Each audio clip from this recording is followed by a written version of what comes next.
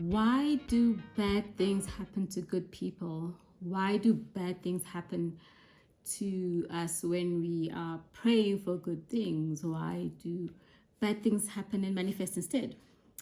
Today, this is what we're going to be talking about on the My Own Kind of Beautiful podcast with me, Ndomenhle Katwane, the podcast where we explore all aspects of living a soul-led, soul-aligned life so you can manifest your best beautiful life. And so today I want to talk about why bad things still happen to us and happen to really, really good people, whatever the judgment is.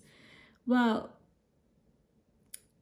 first off, the answer is bad is relative, it's also a perspective, it is a judgment, it's not the truth, it's not reality. So if I experience a heart attack or a car accident, I may classify it and judge it as bad, a bad thing, a bad experience, but it's all relative because at the end of the day, every experience that we have, the soul is able to frame it from a perspective of love, and that is the opportunity that then you, in the human form of your soul, must then learn the opportunity to love more. So every experience of pain, of discomfort, is a reminder and opportunity to find love.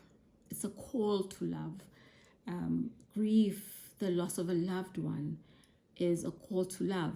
That is why some have even said how the amount or the depth of grief that you are able to feel shows how much love you have in you for that person, for that event, for you, because the love that you have and experience for another person or from another person is the same that you have for yourself.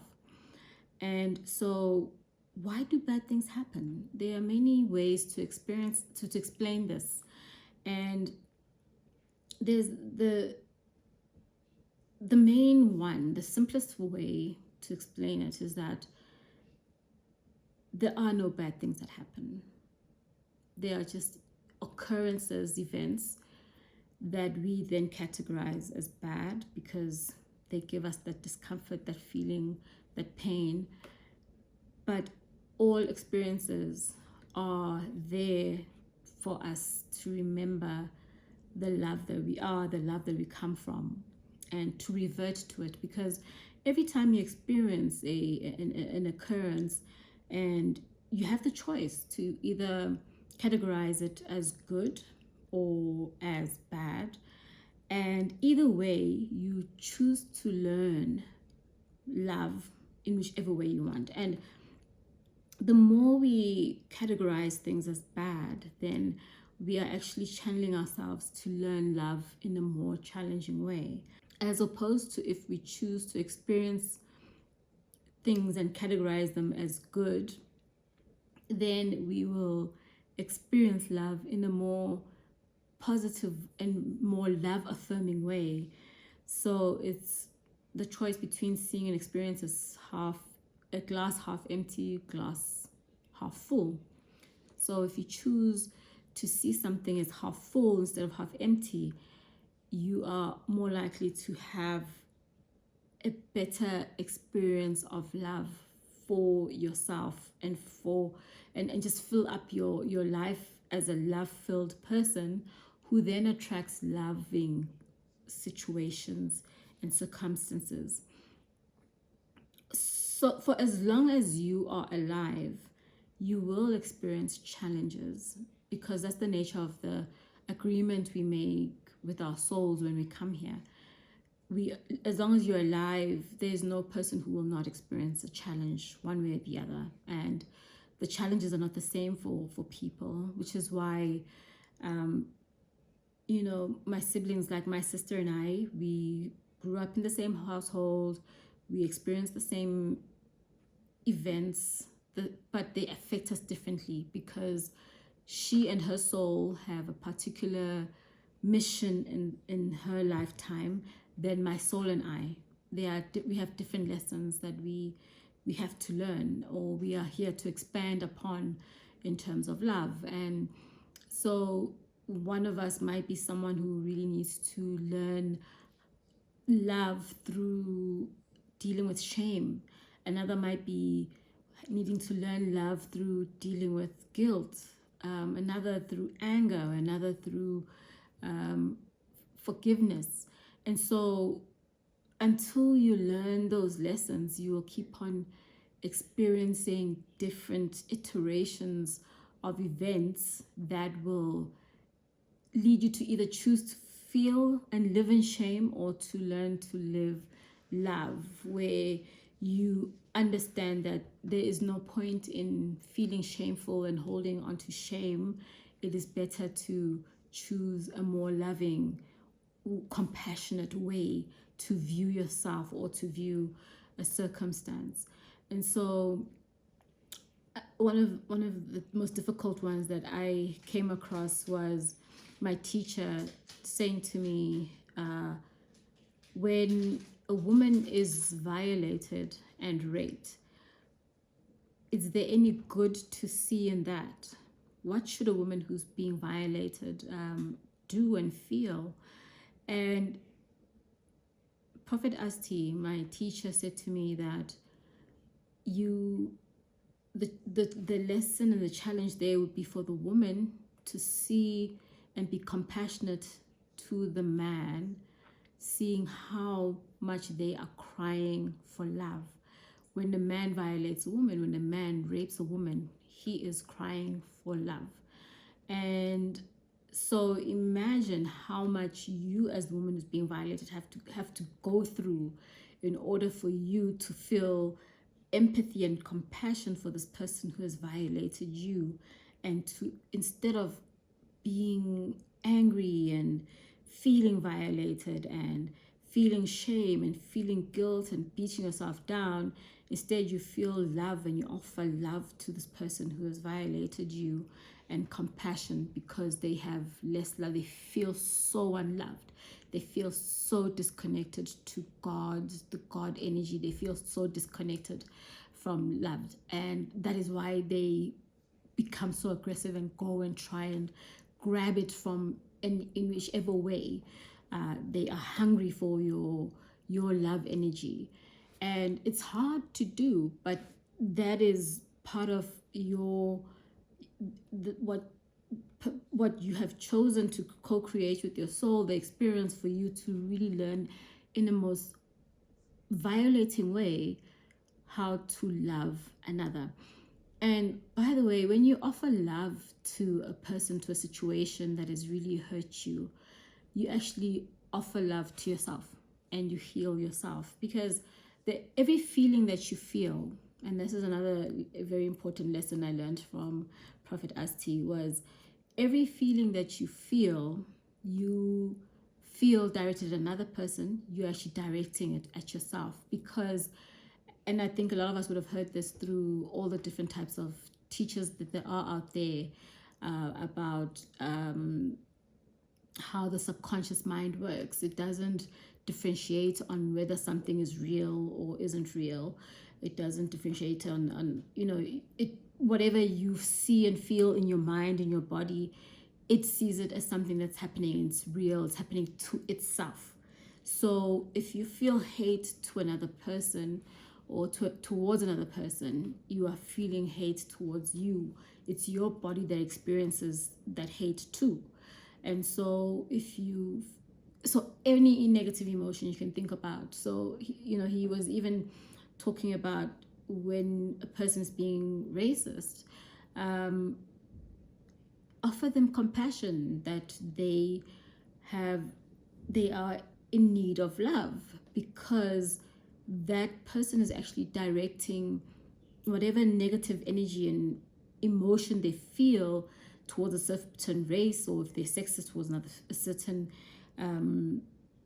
gender, they are actually directing it to themselves too. They are experiencing that, and their bodies experiencing it as if it's them, as if it's real. So when you see things that way, you realize there's no point in, it's counterproductive to feel hate towards another person. And when you think about it more and more, then you look at our judicial system. A lot of our systems that are quite punitive, they end up not really assisting, because they generate more animosity within us instead of allowing us to release and to find the love. When you find the love in a very difficult situation, the amount of grace you get from God and the divine, the support, the love you end up feeling becomes so magical, and it lifts up your vibration generally. And so, as mentioned before, when your vibration is high, you will vibrate in a way that attracts higher vibrational experiences and things. So you would know, if you look at your life, whether there's people we can say, oh, that's an angry person, that person gets irritated all the time, or this person is actually so generous, or is so understanding, is so compassionate, or those are things that we program. And once we understand and you see the pattern, you will be able to identify that one of the major lessons in your life is to learn how to deal with anger and let it go. Like one of my lessons, major lessons in this lifetime, has been forgiveness. And I have had difficult situations to forgive, and it is no joke. Once you get to a point where you actually let go and you forgive, the amount of energy you get back, the kind of energy that you now can be creative with and create really good things for yourself, is amazing. Forgiveness really is, and I'll talk about it another time, forgiveness really is such a counterproductive thing. When you're being unforgiving towards someone else, you're actually holding yourself hostage to negative emotions yourself. So the biggest beneficiary of forgiving is you, other than the person you're forgiving. You benefit the most when you forgive. And I've had those experiences. I have a deep father wound. It's taken me more than 40 years to forgive my father. And okay, maybe not more than 40 years, let me say maybe more than 30 years to forgive him. Imagine the amount of unforgiveness I've held myself hostage in. And if I knew this and I'd learned this sooner, I would have been better off as a person.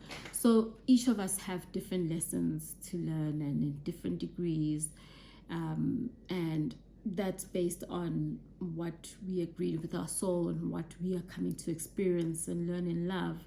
It won't be the same, and that's why two people will experience the same situation and will have different responses, reactions, because they are basically programmed to learn something different than you are, because your soul is different. There's no two souls that have the same exact purpose, so the same exact lessons in a lifetime. And so bad things happen because we are meant to learn and see the love, and to learn and to identify the opportunities of love, because the purpose of life is to journey back to oneness, to love. And we experience this oneness, this love, when we are born, when we are babies, where you love unconditionally, you trust unconditionally. Babies have they've got no shame, no guilt. They go out in the world without shame and without reservation, and they love fully, they open, and then life starts happening and they start shutting down, and they start creating particular habits which become personalities based on what they experience and based on why they are here in this lifetime. So we are all meant to journey back to love. So bad things are there to help us get back on track, onto being people who see love in everything. So we see God in everything. That's basically where we're supposed to go to. And a deeper explanation of that is that for those of us who believe in souls incarnating many times over, there are those lessons that come through and bleed through into a lifetime because of things that happened in the past life, in past lives. And a soul will experience many lifetimes, many human experiences. And whenever a human experience creates a particular pattern, another human experience will try and bridge that pattern in order for love to be learned. So that is how the soul is eternal. The soul doesn't die when this body dies. The soul doesn't end. It's continuous and it's expanding, and it expands more in love with each human experience that it has. And so that's why your human experience matters. And so there's also the aspect of past lives, and that's where the lessons from past life, the karmic lessons from past lives, comes to influence a particular lifetime that you may be having. And I've had experiences with this, with my children, for example, where from a young, especially when they're still young and they're still very connected to their soul, you can actually pick up from a child what some of their life lessons are, and you could help them actually to overcome and learn from that much quicker and in much less pain. Of course, you can't learn anyone's lessons for them. You can't live anyone's lessons for them. You can't. That's not how it works. In fact, when you do that, then you create another ripple that will cause a need for balancing to happen again, because the balancing is all about us learning and moving back to oneness. So it gets complicated, and it has to be complicated because when you think about life, you think about God and the universes and the planets and everything. It's huge, it's complex, and we are complex. You look at your body, how the body works, how the cell works. Even a cell is complicated. So there is no simple way to explain something so complex, because it is so deeply complex and yet so simple, in that it's all about learning to journey back to love, where we come from, the oneness with God.